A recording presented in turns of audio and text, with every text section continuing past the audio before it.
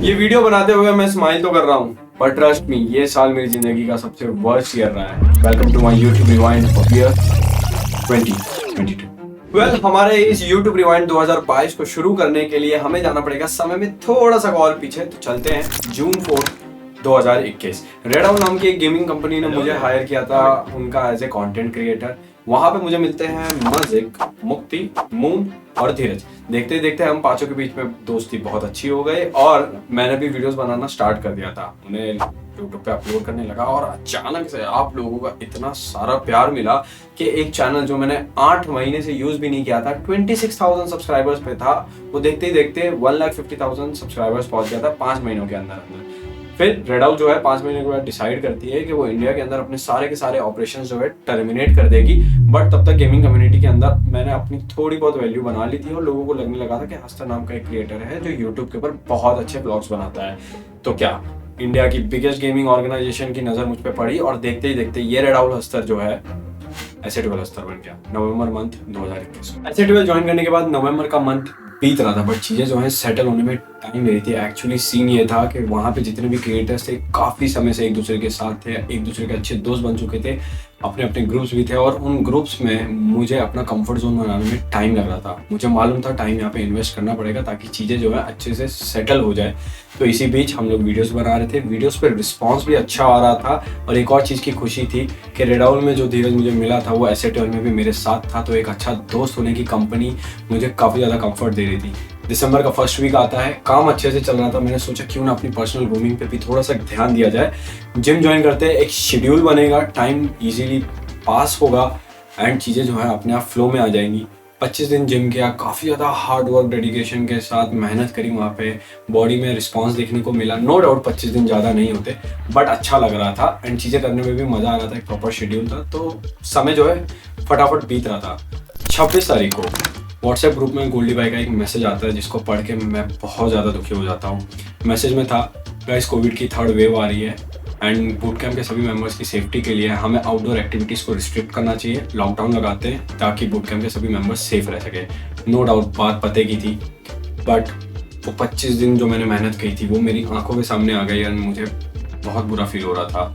तो मैंने देखा कि न्यू ईयर पे जो है बूट कैंप के आधे से ज़्यादा मेंबर्स के जो है कहीं ना कहीं प्लान्स है, कोई कहीं घूमने निकल रहा है तो कोई घर पे जा रहा है। मैं भी बहुत टाइम से घर पे नहीं गया था, तो मैंने सोचा न्यू ईयर यहाँ पे सेलिब्रेट करके फर्स्ट वीक ऑफ जनवरी घर चला जाता हूँ। वापस आ जाऊँगा जब कोविड की 3rd वेव चली जाएगी, नहीं तो हो सकता है तो वहाँ से अपने घर जाके देखता हूँ, अगर जिम कर पाऊंगा तो और बढ़िया होगी, मेहनत वेस्ट नहीं होगी। तो फर्स्ट वीक ऑफ जैन में मैं घर चला गया। जनवरी का मंथ था, 2022 की शुरुआत हो चुकी थी। मैं अपने घर पे था, ब्लॉग्स का काम कर नहीं सकता था क्योंकि मेरे साथ मेरे घर पे वहाँ पे कोई दोस्त नहीं था। तो मैंने सोचा इस मंथ को वेस्ट नहीं करते हैं, अगर ब्लॉग्स नहीं बना पा रहे हैं तो थोड़ा बहुत स्ट्रीमिंग पे ध्यान दे देते हैं। तो उस टाइम पे बीजीएमआई का एक बहुत ही बढ़िया इवेंट चल रहा था जिसके अंदर बहुत बड़े बड़े प्लेयर्स खेल रहे थे। मैंने सोचा क्यों ना इसकी वॉच पार्टी की जाए। तो वॉच पार्टी मैंने यूट्यूब पे ना करके लोको एक स्ट्रीमिंग प्लेटफॉर्म है उस पर करी एंड 20 दिनों के अंदर कुछ मैंने 6 डिजिट अमाउंट जो है अपने बैंक अकाउंट के अंदर सेव कर लिया और यहीं से सारी प्रॉब्लम शुरू होती है। कभी कभी किसी बेवकूफ़ को आप बहुत सारा एक साथ पैसा दे देते हो ना, तो हो सकता है वो कोई एक बेवकूफ़ से डिसीजन ले। तो मैंने सोचा कि एसेट12 बूट कैंप के लिए तो मैं अप एंड डाउन कर सकता हूँ, आ जा सकता हूँ 2-3 महीनों में एक बार। तो क्यों ना मैं अपने पुराने दोस्तों के साथ जो कि रेड आउल में मुझे मिले थे उन्हीं के साथ मैं गुड़गांव में एक फ्लैट ले लेता हूँ और वहाँ पे मिलके उनके साथ कंटेंट बनाता हूँ। तो हुआ क्या, जनवरी का मंथ खत्म होने को आया, मैंने अपना बोरिया बिस्तर पैक किया, निकला गुड़गांव के लिए। फरवरी का मंथ था, गुड़गांव में हम लोग पहुंच चुके थे। वहां पे पहुंच के हम मिलते हैं हमारे पुराने साथीदारों से, मजिक, धीरज, मुक्ति एंड हुस्ना। साथ में 2 नए मेंबर्स भी ऐड होते हैं, खुशी एंड सृष्टि। साथ में मिलके हम लोग एक ग्रुप फॉर्म करते हैं जिसको नाम देते हैं द मैजिक स्क्वाड। नाम कहाँ से आया ये मत पूछना, बट कॉन्सेप्ट था दुनिया पे कंटेंट का जादू करेंगे। बट कसम से अगर कोई भविष्य बता सकता मुझे तो हमें नहीं मालूम था कि आगे चल के हम लोग हमारे बैंक अकाउंटों पे जादू करने वाले हैं, पैसा गायब होने वाला। तो फरवरी मंथ में मैजिक स्क्वाड फाइनली स्टार्ट होता है, सब अपना काम करना भी शुरू करते हैं। मजा आ रहा था काम करने में क्योंकि इंडियन सब बहुत एक दूसरे के अच्छे दोस्त थे, तो कंफर्ट जोन बन गया था। वीक में 1 या 2 बार पार्टीज भी हो जाती थी, गेट टुगेदर रख लिया जाता था। फिर मार्च एंड तक मैं एक बार एसेट वर्ल्ड भूटिया में विजिट करके आ गया था, अपने वीडियोस भी बना के आ गया था। उसके बाद में अप्रैल मंथ फिर से गुड़गांव आ गया और काम सही चल रहा था, सब कुछ बढ़िया था। ऐसे करके 3 महीने निकल गए, फरवरी, मार्च एंड अप्रैल। फिर आता है मई का मंथ। मई मंथ में आता है मेरा बर्थडे एंड पता नहीं क्या होता है, अचानक से जो पार्टीज का नंबर होता है वो 1 2 से 3 और 4 हो जाता है। पार्टी ज़्यादा होने लगी, काम में लेजीनेस आने लगी, काम कम होने लगा, वीडियोस पे रिस्पॉन्स भी फिर धीरे धीरे कम हो गया था। तो बहुत सारी चीज़ें चल रही थी दिमाग के अंदर, उससे जो है ना फ्रस्ट्रेशन और इरिटेशन बिल्डअप हो रहा था दिमाग में। फिर एसेटवेल के साथ भी मेरा कोई सीन चल रहा था, तो मैंने थक से बात करी और हम दोनों ने डिसाइड किया कि हम दोनों पार्ट वेज कर सकते हैं। तो जून मंथ के अंदर मैं एसेटवेल को लीव करता हूँ। अब आप लोगों को लग रहा होगा मेरे इस साल का ये टर्निंग पॉइंट होगा एसेटवेल लीव करना, बट नहीं, एक्चुअली मेरे इस साल का टर्निंग पॉइंट जो है वो जुलाई मंथ में आता है। एनीवेज, एसेटवेल के किसी मेंबर के साथ मेरे कोई पर्सनल प्रॉब्लम्स नहीं थे, टेंशन चल रही थी, वो चल रही थी एसेटवेल मैनेजमेंट और मेरे बीच में। तो मैंने थक से बात करके म्यूचुअली हम लोगों ने डिसाइड किया था कि पार्ट वेज करते हैं। जून मंथ के एंड में मैं एसेटवेल के साथ पार्ट वेज करता हूँ। चैनल के ऊपर रिस्पॉन्स काफ़ी नेगेटिव देखने को मिलता है, जनता जो है ये डिसीजन से नाखुश होती है। जिन लोगों के लिए अभी तक मैं one of the finest gaming content creator हुआ करता था, उन लोगों के लिए अब मैं one of the cringiest content creator बन गया था। एक्सेप्टेड था क्योंकि बहुत से लोग जो हैं इस डिसीजन से एग्री नहीं किए थे एंड ठीक है, तब तक चीज़ें सही चल रही थी एंड मैंने भी इस डिसीजन को एक्सेप्ट कर लिया था। लोग जो हेट कर रहे थे वो भी जायज़ था। वहीं दूसरी तरफ हम लोग देखते हैं कि मैजिक स्क्वाड के मेंबर्स जो हैं वो अपना काम में फोकस हो रहे थे, धीरे धीरे डेडिकेशन कम हो रही थी वीडियोस बनाने की। लोग अपना टाइम जो है कहीं और इन्वेस्ट कर रहे थे, अपना ध्यान कहीं और दे रहे थे, बैकअप देखा जा रहा था। तो अचानक से घर से गुड़गांव आना, पैसा और समय इन्वेस्ट करना और मैजिक स्क्वाड को फॉर्म करना, ये सब एक मिस्टेक लगने लगी। एसेटवेल के साथ जब तक एसोसिएटेड था, 8-बिट एज ए टैलेंट एजेंसी मेरी ब्रांड्स को मैनेज कर रही थी और जून एंड के बाद मुझे एक नया ब्रांड मैनेजर चाहिए था। इसके लिए मैंने अपने दोस्त हिमांशु भाई को बोला, जो मेरी आगे ब्रांड मैनेज करने में हेल्प करते हैं जुलाई मंथ से। बट अब आता है जुलाई का महीना, जो कि मेरे इस साल का टर्निंग पॉइंट होता है। जुलाई का मंथ था, Loco, India one of the biggest streaming platform, इनके साथ मैं पार्टनर था एसेटवेल ज्वाइन करने से पहले से। रेडाउल के थ्रू मेरी पार्टनरशिप स्टार्ट हुई थी लोको के साथ एंड एसेटवेल ज्वाइन करने के 2 महीने बाद मेरा लोको के साथ जो पार्टनरशिप था वो टर्मिनेट किया गया था। नया कॉन्ट्रैक्ट और नई पार्टनरशिप बनाई गई थी, क्योंकि पिछली वाली पार्टनरशिप में कॉन्ट्रैक्ट में ब्रांड मैनेजमेंट साइड रेडाउल था और नए वाले में 8-बिट क्रिएटिव था। फेयर इनफ था और रीजनेबल था कि ऑब्वियसली मैनेजमेंट चेंज हुआ है तो कॉन्ट्रैक्ट के अंदर भी मैनेजमेंट को चेंज करना पड़ेगा। जुलाई 2022 लोको के साथ मुझे टाई अप हुए हुए, पार्टनरशिप करे हुए ऑलमोस्ट 10 से 11 महीने हो गए थे। कुछ महीने खराब गए थे पर कुछ महीने बहुत ही ज़्यादा अच्छे गए थे। According to some insider information जो लोको की मैनेजमेंट साइड से आती थी, I was one of the most effective streamer in terms of money generating and building audience on their platform. तो जुलाई के मंथ का एंड ही चल रहा था, मैं हिमाचल प्रदेश की ट्रिप पे था अपने दोस्तों के साथ। हिमांशु भाई भी मेरे साथ थे, कसौल में बैठे थे। एक दोपहर को उन्होंने मेल ओपन किया एंड 12-1 बजे के आसपास, और मेल में था कि लोगों की तरफ से मेल आ रखा है कॉन्ट्रैक्ट टर्मिनेशन का। उस टाइम पे उन्होंने मेरे को बताया, उन्हें भी काफ़ी नॉर्मल लगा, मुझे भी काफ़ी नॉर्मल लगा, क्योंकि ऑब्वियसली पहले वाले कॉन्ट्रैक्ट के अंदर 8-बिट क्रिएटिव एजेंसी थी और अब मैं उनके साथ पार्ट नहीं हूँ, तो ऑब्वियसली नया कॉन्ट्रैक्ट रिन्यू होके आना चाहिए, जो कि हिमांशु भाई के थ्रू रूट होना चाहिए, क्योंकि वो मेरे करंटली ब्रांड मैनेजर थे। तो काफ़ी नॉर्मल सा लगा, चिल माहौल था। तो जैसे जैसे करके अपनी हिमाचल की ट्रिप पूरी करी और मन में यही था कि अगस्त मंथ के फर्स्ट वीक में जो है नया कॉन्ट्रैक्ट आ जाए। अगस्त का महीना मेरे इस साल का सबसे खराब मंथ शुरू हो गया था। लोगों की मैनेजमेंट से बात करने की कोशिश की जा रही थी बट उनकी तरफ से रिस्पॉन्स नहीं आ रहा था। मैजिक स्क्वाड दूसरी तरफ कोलैप्स हो रहा था। अब सिर्फ 4 मेंबर्स बचे थे 7 में से, मैं, मजिक, धीरज और मुक्ति। खुशी, सृष्टि और हुस्ना अपनी अपनी इंडिविजुअल लाइफ्स के अंदर फोकस कर रहे थे एंड दूसरे कामों में अपना ध्यान लगा रहे थे। 4 जने बचे। वहीं मैजिक स्क्वाड को कोलैप्स होते देख वैसे ही दिमाग खराब था, दिल दुखा हुआ था और गुस्सा ऑलरेडी सर पे था ही। उसके बाद लोगों की मैनेजमेंट से बात करने की कोशिश की गई थी, रिस्पॉन्स नहीं आया। बहुत सारी बातें सुनने में आई थी कि इस वजह से होगा या इस वजह से होगा, इसीलिए कॉन्ट्रैक्ट टर्मिनेट। तो और ज़्यादा दिमाग ख़राब हो रहा था। एंड लोगों को उस टाइम पे एक मेरी होप था कि मैजिक स्क्वाड को रन करते रहने के लिए फंड्स की ज़रूरत पड़ेगी, तो एक रेगुलर इनकम मैं उस स्ट्रीमिंग प्लेटफॉर्म से निकाल रहा हूँ जो कि मैं मैजिक स्क्वाड में इन्वेस्ट कर सकता हूँ, ताकि मैजिक स्क्वाड आगे लंबे टाइम तक चल सके। अगर अभी तक जो भी फेलियर्स आए हैं उनको करेक्ट करके इसे राइट सक्सेस पाथ पे लेके जाया जा सके। बट कोई रिस्पॉन्स नहीं आया। पता चलता है कि लोगों के साथ आगे जो कॉन्ट्रैक्ट है रिन्यू नहीं होने वाला है। They gonna part ways with me. हमारी पार्टनरशिप जुलाई मंथ में ख़त्म हो जाती है। जो दिमाग फटा है भाई, उस टाइम पे गुस्सा मेरे सर पे था एंड बहुत सारी चीज़ें सुनने में आई थी। तो एक लास्ट बार मेरे को स्काउट का कॉल आया। उसने समझाने की कोशिश की थी, bro if you think there is some sort of misunderstanding, आप थक से बात कर लो एंड सॉर्ट लो सीन को। बट यार मैं गलत था या सही था मैं नहीं डिसाइड करूँगा। बट फिर मैंने वो वीडियो बना दी, जो आप लोगों को भी मालूम है मैं कौन सी वीडियो की बात कर रहा हूँ।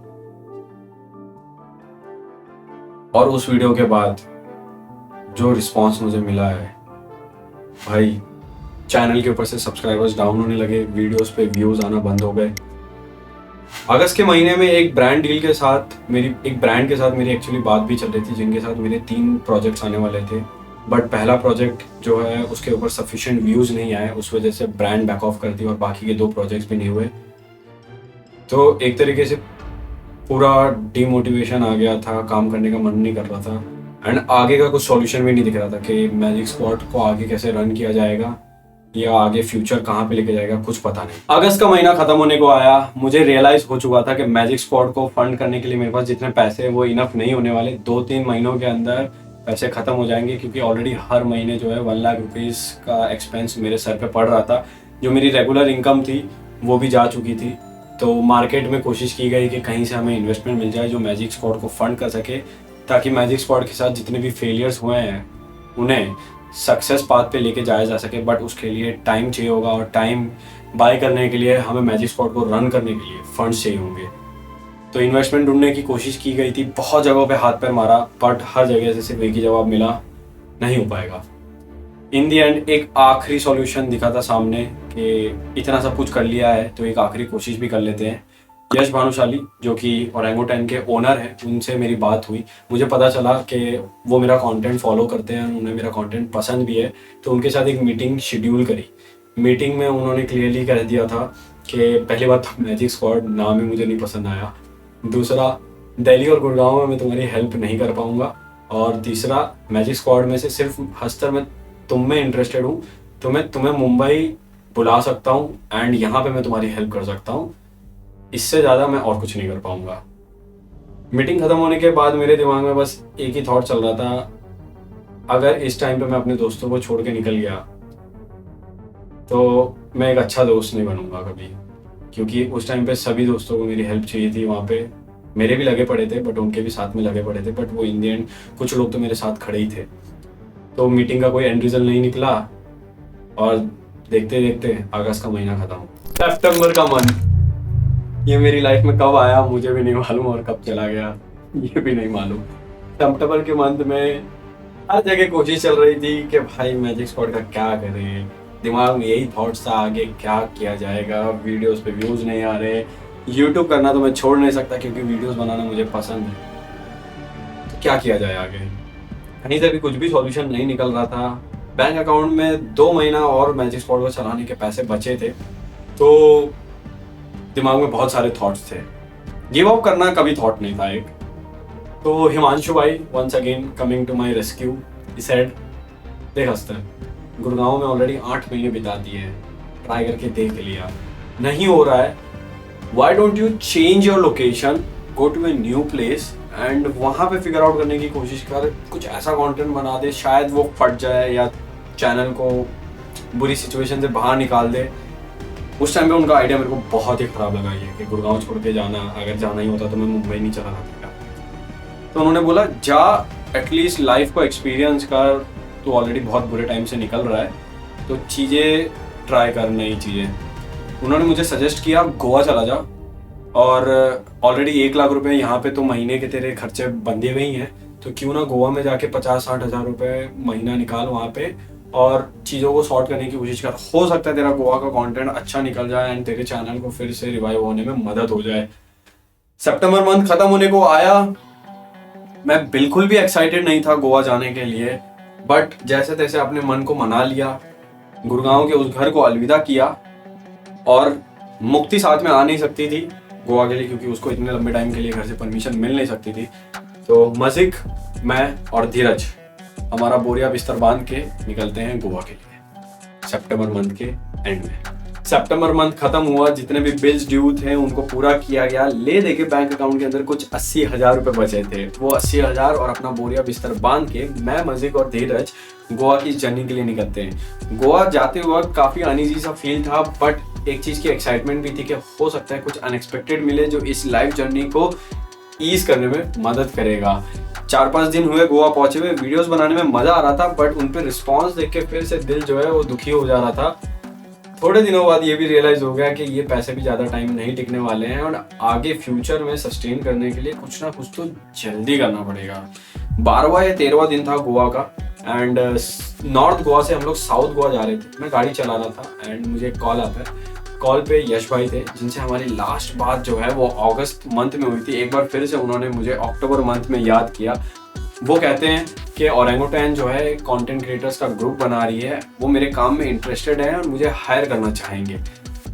कॉल खत्म करने के बाद मैंने धीरज और मजिक से डिस्कशन किया। धीरज ने कहा कि 2 या 3 दिन बाद वो घर चला जाएगा, क्योंकि उसे ये गोवा की ट्रिप जो है वो खत्म करनी है। मजिक ने भी सेम रिस्पांस किया और कहा 5 या 6 दिन बाद वो भी घर के लिए निकल जाएगा, क्योंकि 18 या 19 तारीख की दिवाली है, उसे दिवाली से पहले घर पहुंचना है। जब उनके फ्यूचर प्लान्स की मैंने बात करी तो वो बोले अभी कुछ मालूम नहीं आगे क्या करेंगे, पर अभी घर जाना है।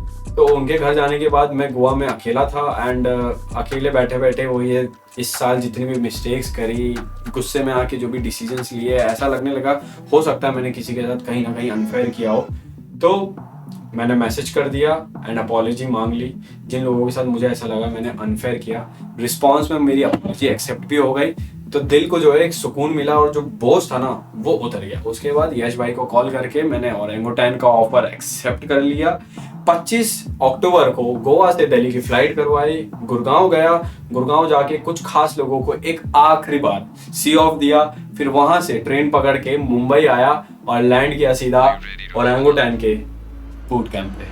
नवंबर का महीना ओरेंगुटैन के बूट कैंप के ऊपर बीत गया। आज 30 दिसंबर है, साल का आखिरी महीना भी खत्म होने को आया। आप लोगों से इतनी सारी बातें तो शेयर कर ली, बट आप लोगों के बारे में आप कुछ लाएंगे। ये साल बहुत सी नई जनता मेरे साथ जुड़ी, पर साल खत्म होते होते बहुत सी नई और पुरानी जनता जो है साथ छोड़ के चली गई, बट आप टिके रह गए।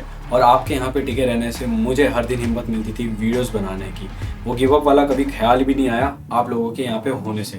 So thank you very much for being on my side and thank you very much for all the love and support. ये साल जाते जाते मुझे कुछ इंपॉर्टेंट लाइफ लेसन्स भी सिखाता गया, जैसे कि लाइफ आपको बहुत सारे गिफ्ट देंगी, बट अगर आप ओवर कॉन्फिडेंट और बेवकूफ़ होगे तो वो लाइफ आपसे गिफ्ट वापस छीन भी लेगी।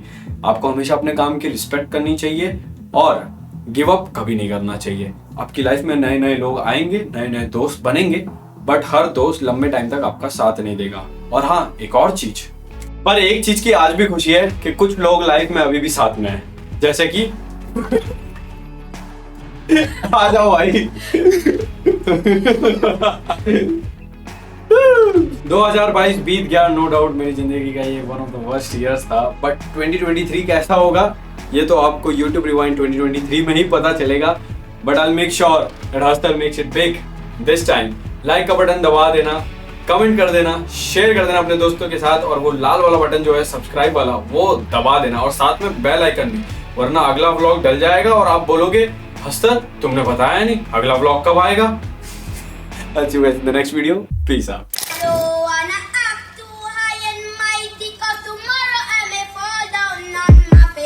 Lord, thank you for sunshine, thank you for rain.